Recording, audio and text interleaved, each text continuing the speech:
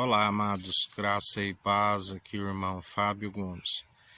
Jesus nos ensina que, em relação ao nosso Senhor, bem-aventurado aqueles que estão sempre se humilhando diante do seu braço forte, sua mão poderosa, porque aquele que se humilha é exaltado no devido tempo, se não desfalecer de perseverar em fazer a boa obra.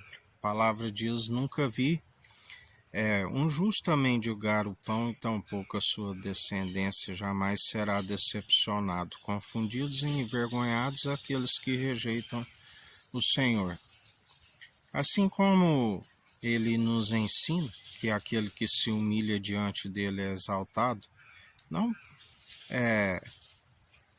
por conta das atitudes, que a nossa capacidade vem do Senhor, mas sim para que seu nome seja glorificado, porque a palavra diz que ele exalta aqueles que perseveram, a fim de calar a ignorância dos insensatos. Assim ele nos ensina. Assim como em relação ao nosso próximo, aquele que está sempre a humilhar o seu semelhante, demonstra sua falta de sabedoria, porque está sempre, a palavra diz que se está exaltando por si mesmo, será grandemente humilhado, abalado aquele que assim procede.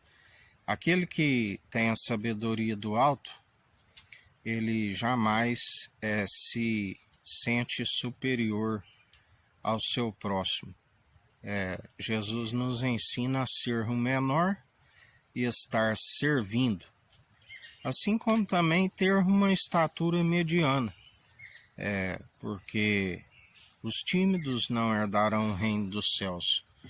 Mas em relação ao nosso próximo, jamais aquele que utiliza de querer demonstrar algo segundo o padrão deste mundo, aquilo que é elevado entre os homens, segundo as muitas seduções e riquezas, para humilhar o seu próximo, isto é um erro, porque o Senhor conhece até mesmo a intenção do coração.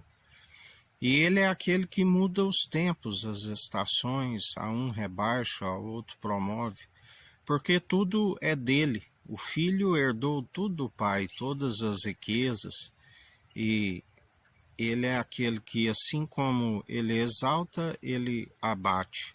Assim como ele concede a vida, ele aniquila. Tudo está sob o seu controle. Por isso, melhor aqueles que seguem, direcionados pelo Espírito com a sabedoria, de sempre estar servindo o seu próximo, seja em tudo aquilo que estiver de posse, seja de bens materiais, seja como bem aqueles que anunciavam o Evangelho e diziam: não tenho ouro e prata, mas aquilo que tenho te dou, que seja curado, que seja liberto, porque na verdade a riqueza da qual nós possuímos é a sabedoria do alto. Nós não investimos aonde a traça e a ferrugem consome e o ladrão mina, mas a sabedoria do alto, mais valiosa do que os puros, do que as finas joias, mais pura e refinada do que os puros favos de mel. Esta é a sabedoria e é de graça. Assim como nós recebemos de graça, nós ofertamos constantemente, todos os dias. É de graça. Todo aquele que adquirir, os seus dias lhe vão bens e longos nessa terra, e ainda por o confessar publicamente todos os dias e demonstrar pela boa conduta, através do direcionamento do seu Espírito, o nome escrito no livro da vida, vida com abundância e a ressurreição do último dia. Assim ele nos garante, esta é a nossa riqueza. Nós, em relação à diversidade, seja no pouco, seja no muito, ele ensina: foste fiel no pouco, sobre o muito te colocarei, mas aquele que é infiel no pouco, também no muito será infiel.